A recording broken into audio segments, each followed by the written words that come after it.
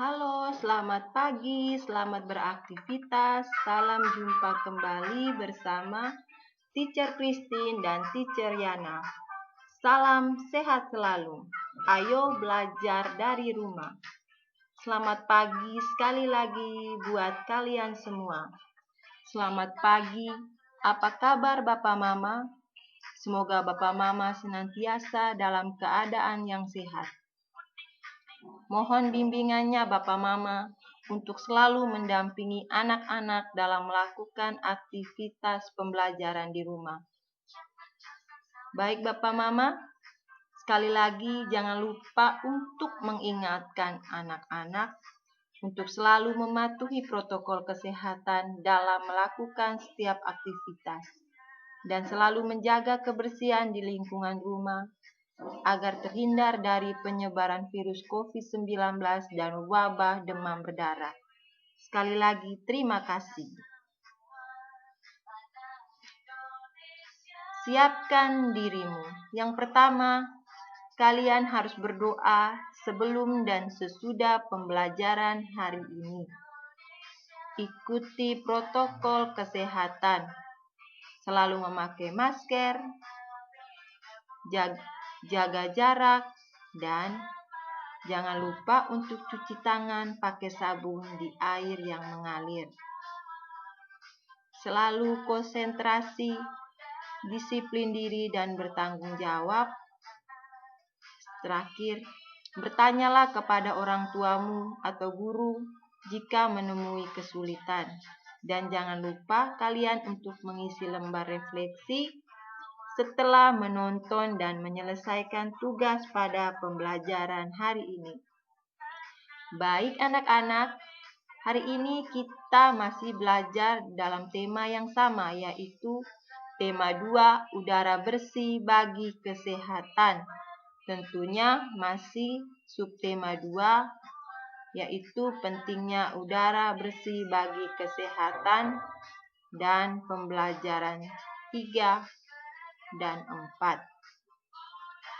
Baik anak-anak, teacher mengharapkan setelah selesai menonton video pembelajaran ini dan mengerjakan tugas kalian, teacher mengharapkan kalian mampu untuk menyebutkan perbedaan dari hak, kewajiban, dan tanggung jawab sebagai warga masyarakat dengan penuh tanggung jawab.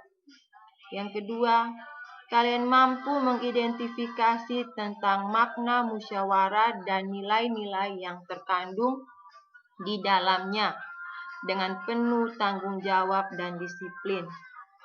Yang ketiga, kalian mampu menyebutkan perbedaan hak, kewajiban, dan tanggung jawab sebagai peserta musyawarah. Selanjutnya, kalian mampu mengidentifikasi jenis-jenis usaha yang dikelola sendiri maupun kelompok. Tujuan yang kelima, kalian mampu menjelaskan pengaruh dari kegiatan ekonomi terhadap tingkat kesejahteraan masyarakat. Yang terakhir, teacher mengharapkan kalian mampu menjelaskan informasi terkait pertanyaan apa, siapa, di mana, mengapa, dan bagaimana. Dalam tujuan pembelajaran ini, teacher tidak menjelaskan kembali.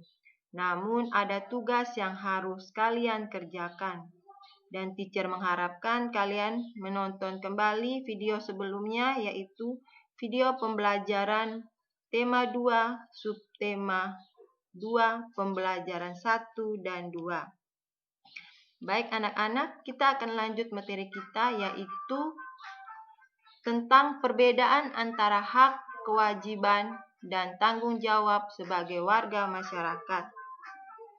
Tentunya kalian masih ingat tentang tanggung jawab sebagai warga masyarakat. Kita akan melihat tentang hak sebagai warga masyarakat.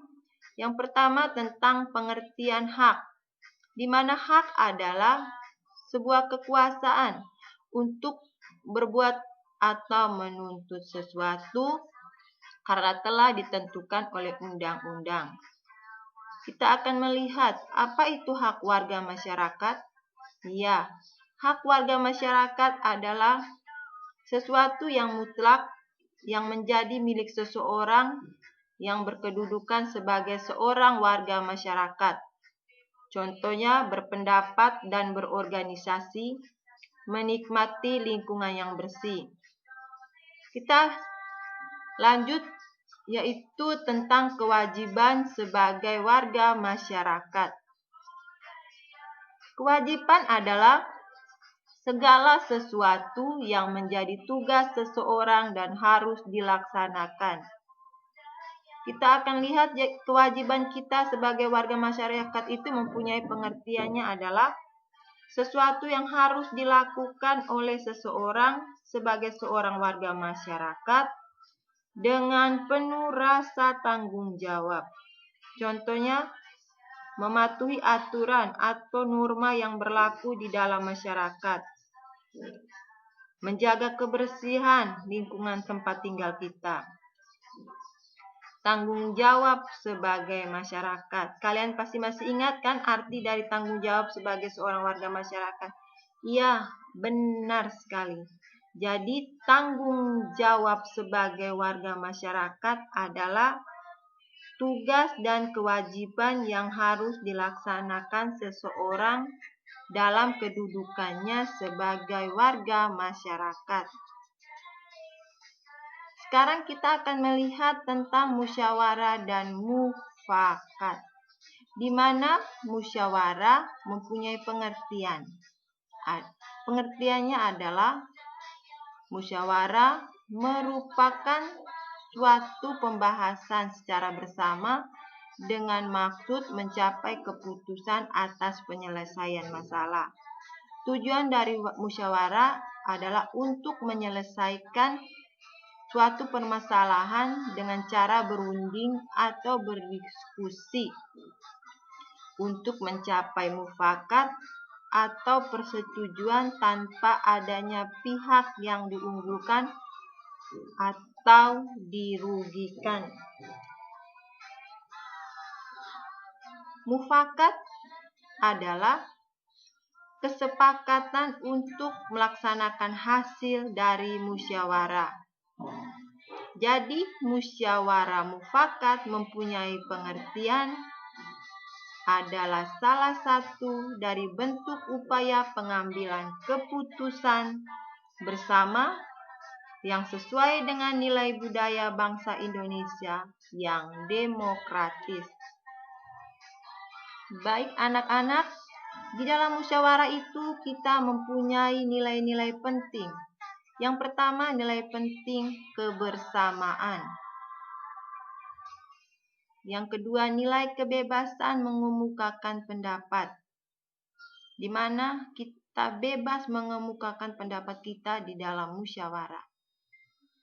Nilai yang ketiga adalah menghargai pendapat orang lain.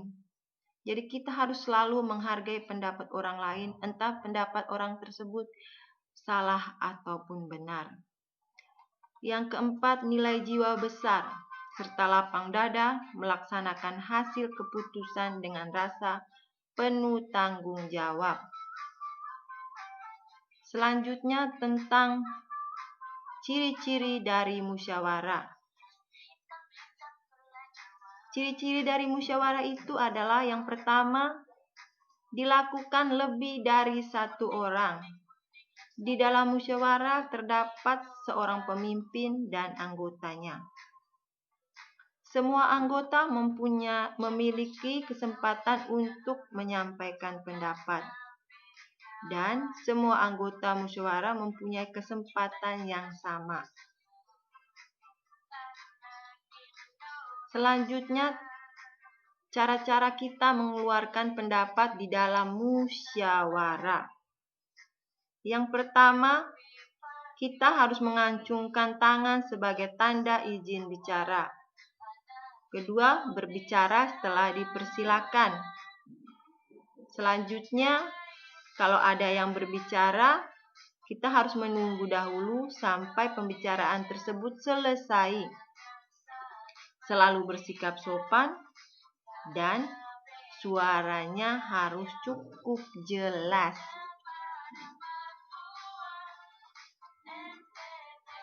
Di dalam musyawarah kita harus mempunyai sikap. Yang pertama, menghargai atau menghormati pendapat orang lain.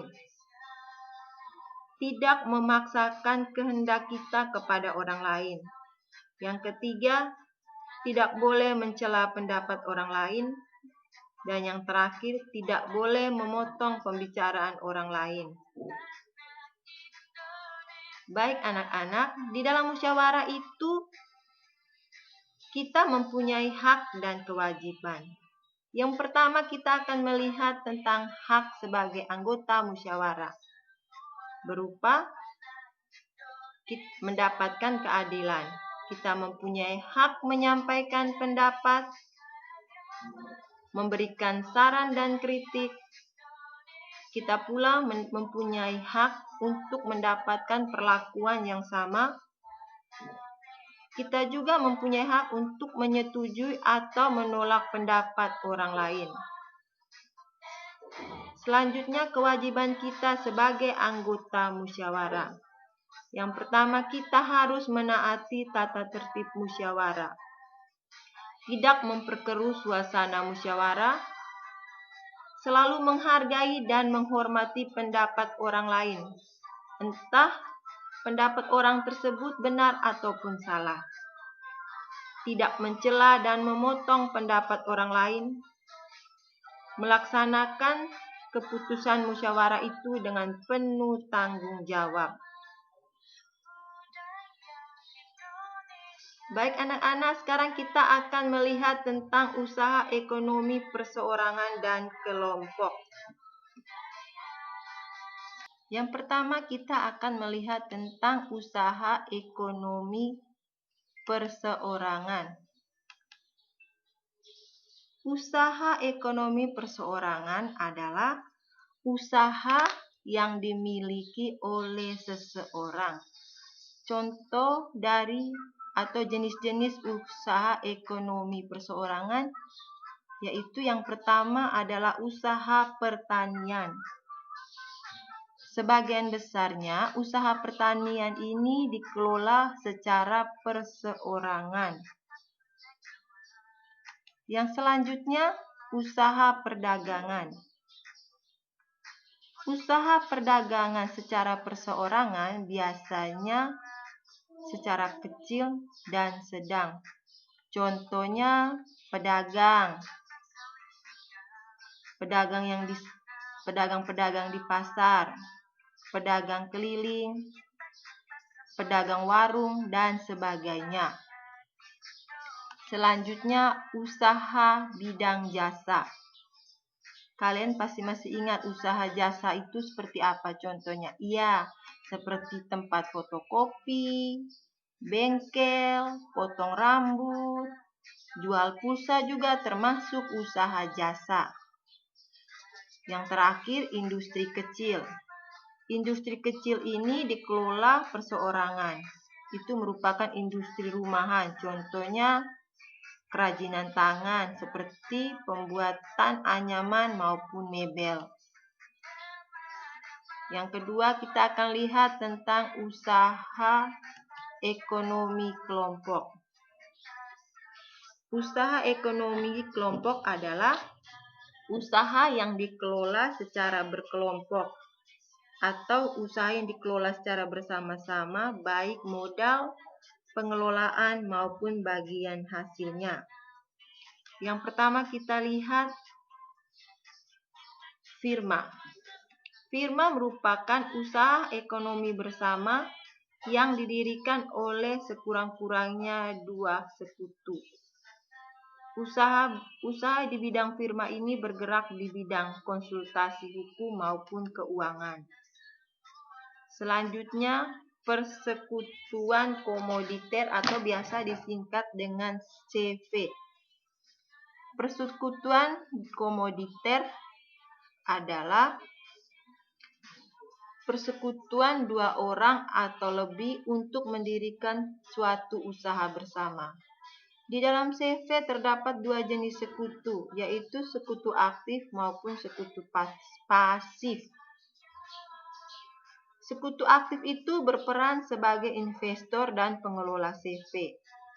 Sedangkan sekutu pasif berperan sebagai investor tanpa terlibat dalam pengelolaan CV. Selanjutnya, perseroan terbatas atau biasa disingkat dengan PT. Perseroan terbatas adalah usaha bersama yang modalnya berupa kumpulan saham. Saham mempunyai arti sebagai bukti kepemilikan suatu perusahaan atas penyetoran modal. Pemilik saham akan memperoleh keuntungan berupa dividen. Baik anak-anak, dividen adalah laba atau keuntungan perusahaan yang akan dibagikan kepada para pemegang saham. Kita lanjut. Badan usaha milik negara atau biasa kalian singkat dengan BUMN.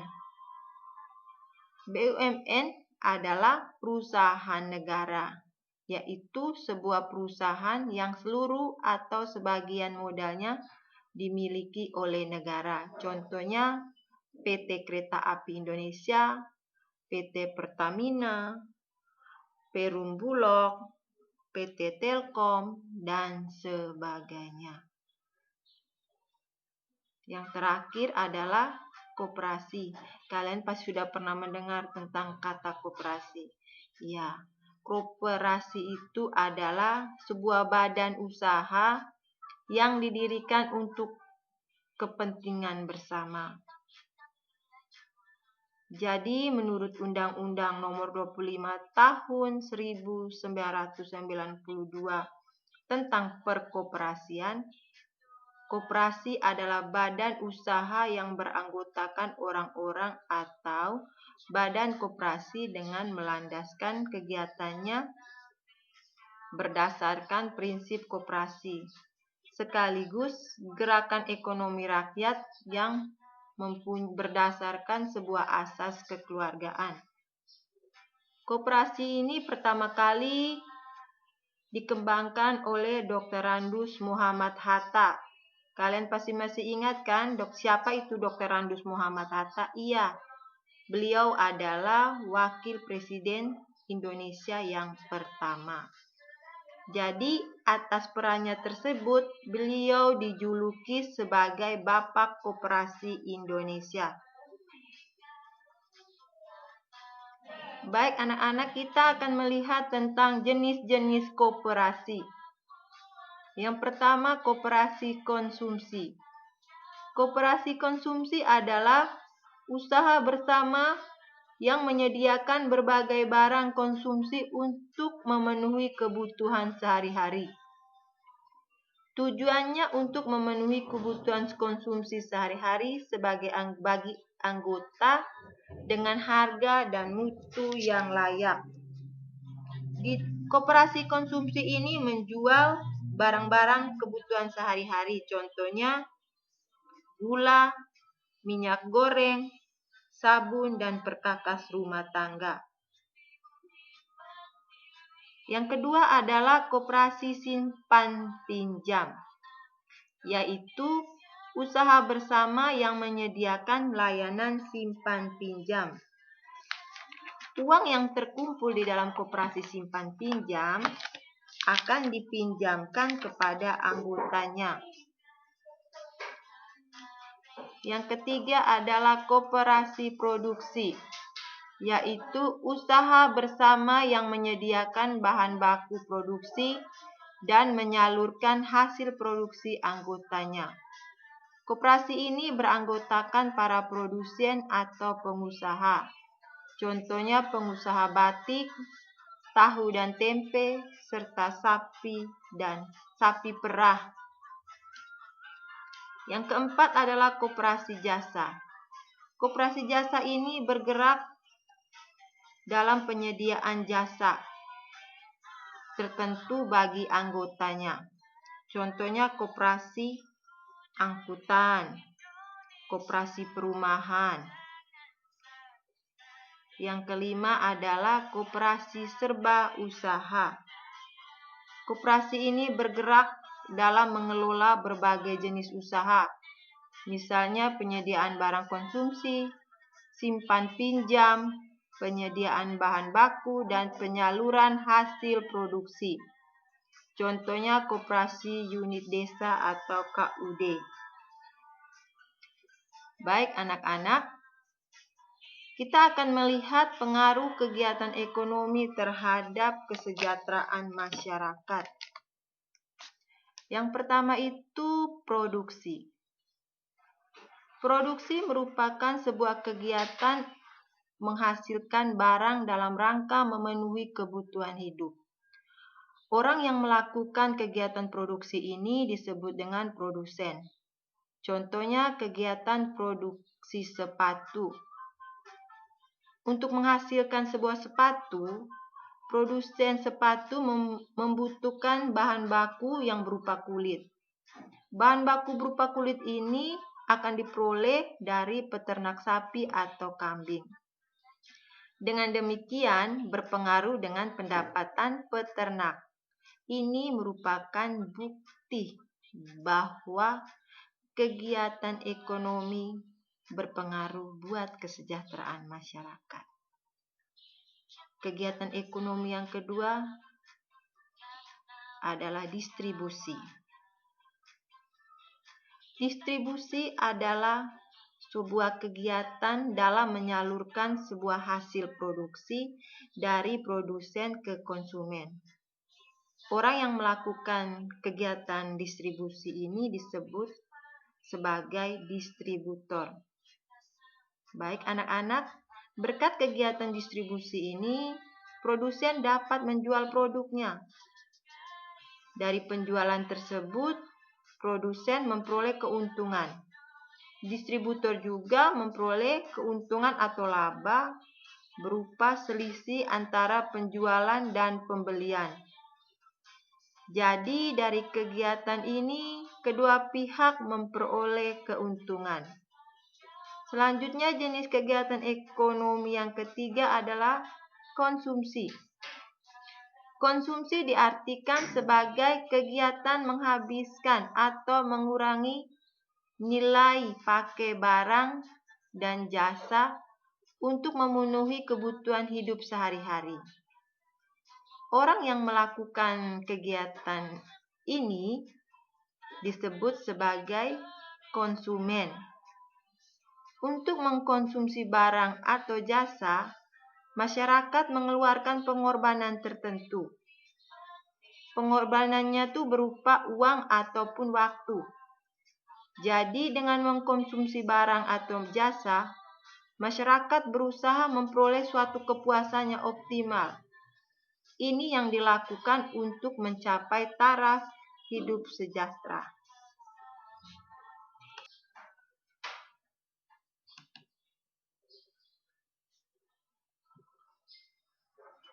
Baik anak-anak, sekian dan terima kasih. Terima kasih atas perhatian kalian semuanya.